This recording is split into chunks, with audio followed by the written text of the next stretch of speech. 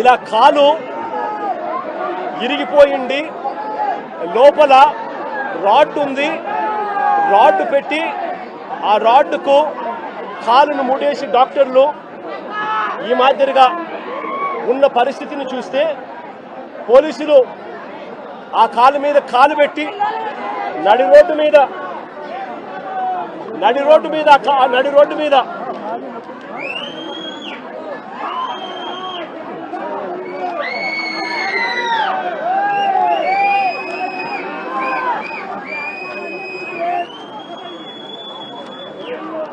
మీద ఆ పోలీసు కాలు తొక్కుతూ ఆ రాకేష్ అనే పిల్లోడిని ఇలా కొట్టడం, అది కూడా నడి రోడ్డు మీద షేమింగ్ చేస్తూ చేయడం ధర్మమేనా అని అడుగుతా ఉన్నా. హరి అనే వ్యక్తి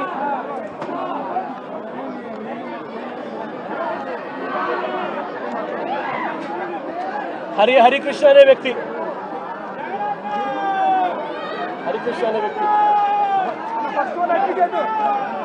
అనే వ్యక్తి ఈ వ్యక్తి మీద ఈ మధ్య కాలంలోనే దాచేపల్లిలో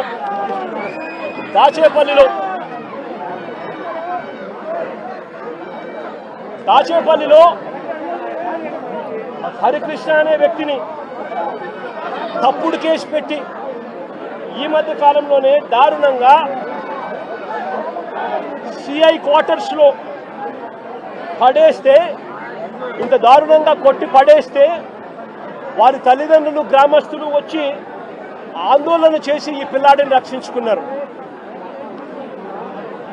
ఈ కేసులో కూడా ఎలాంటి గాయాలు జరగలేదని, ఎలాంటి గాయాలు ఆ పిల్లాడికి రాలేదని డాక్టర్లు దొంగ సర్టిఫికెట్ కూడా ఇప్పించుకున్నారు.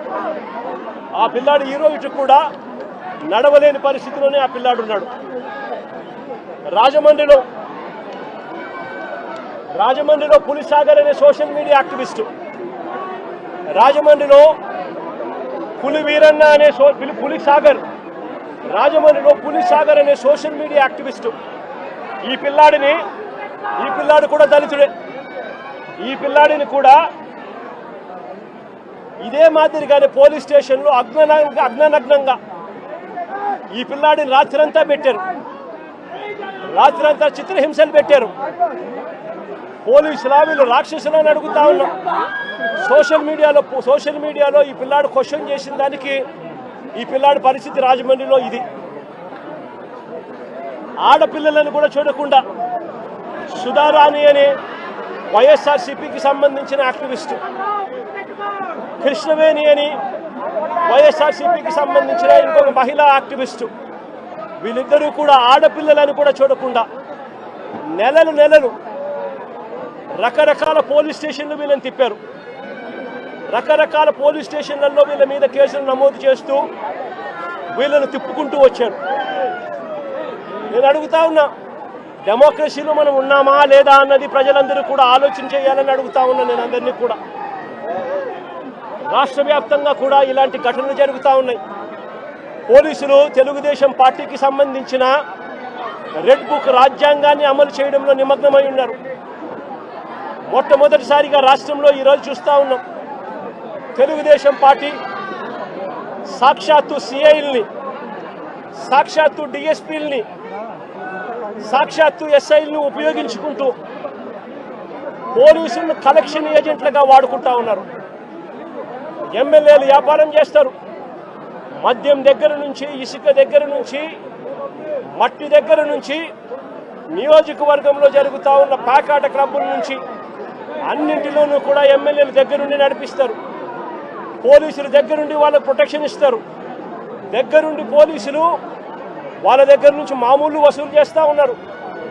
మామూలు వసూలు చేసి పోలీసులు ఇంత, ఎమ్మెల్యేలు ఇంత, చంద్రబాబుకి ఇంత, లోకేష్కి ఇంత అని చెప్పి పంపకాలు జరుగుతూ ఉన్నాయి.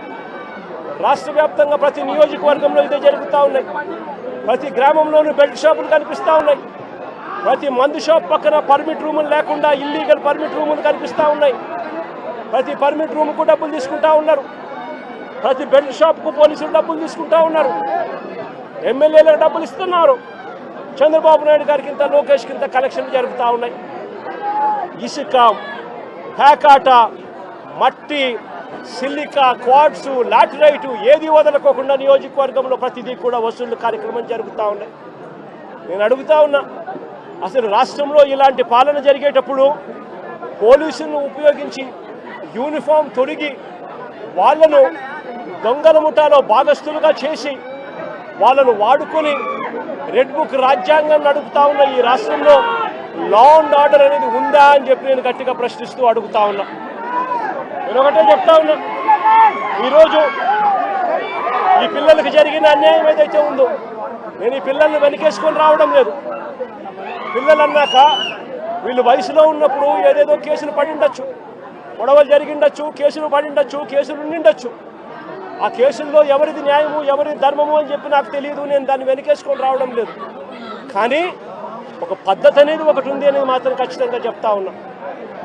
ఆరోపణలు చేసే వ్యక్తులే జడ్జిల కింద మారిపోకూడదు అని మాత్రం గట్టిగా చెప్తా ఉన్నా. ఆరోపణలు చేయడం మీద ఆరోపణలు మీరు చేసినప్పుడు జడ్జిలుగా ఉన్న కోర్టులు ఇరువైపులా వాదనలు విన్న తర్వాత ఎవరిది అన్యాయము ఎవరిది న్యాయము అని చెప్పి వాళ్ళు కోర్టుల్లో తీర్పులు ఇస్తారు. ఆ తీర్పు ఇచ్చేదాకా కేసులున్న ప్రతి ఒక్కరూ ముద్దాయి అయిపోడు అన్నది మాత్రం ఖచ్చితంగా గట్టిగా చెప్తా ఉన్నా. అలా కేసులు గతంలో ఉన్నాయి అని చెప్పి ఒక కారణం చూపించి నడి రోడ్డు మీద తీసుకొని వచ్చి నడి రోడ్డు మీద వాళ్ళ కుటుంబాన్ని వాళ్ళ పరువు ప్రతిష్టలను వాళ్ళందరినీ కూడా పరువు ప్రతిష్టలను మట్టి కలుపుతూ నడి రోడ్డు మీద వాళ్ళని కొట్టే అధికారం పోలీసులకు ఎవరిచ్చారు అని మాత్రం గట్టిగా ప్రశ్నిస్తూ అడుగుతా ఉన్నా. ఇప్పుడు ఈ పాప పెళ్లి కావాల్సిన పాప, ఈ పాప ఇంజనీర్, ఇదే కుటుంబంలో ఉంది.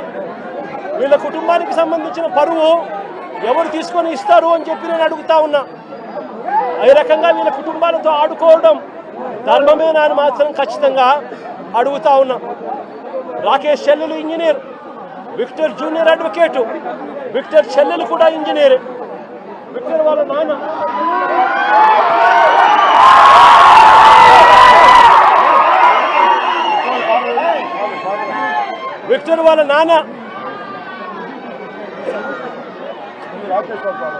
రాకేష్ వాళ్ళ విక్టర్ వాళ్ళ నాన్న ప్రజాశక్తి రిపోర్టర్. విక్టర్ వాళ్ళ నాన్న ప్రజాశక్తి అనే పేపర్కు మాజీ రిపోర్టర్. అంటే ఒక మాజీ రిపోర్టర్ కొడుకు పరిస్థితి ఇది. ఒక మాజీ రిపోర్టర్ కొడుకు పరిస్థితి ఇది. రాకేష్ అనే పిల్లోడు అసలు ఇక్కడ లేడు, హైదరాబాద్లో ఉద్యోగం చేసుకుంటా ఉన్నాడు, జొమాటో అనే కంపెనీలో ఉద్యోగం చేసుకుంటా ఉన్నాడు.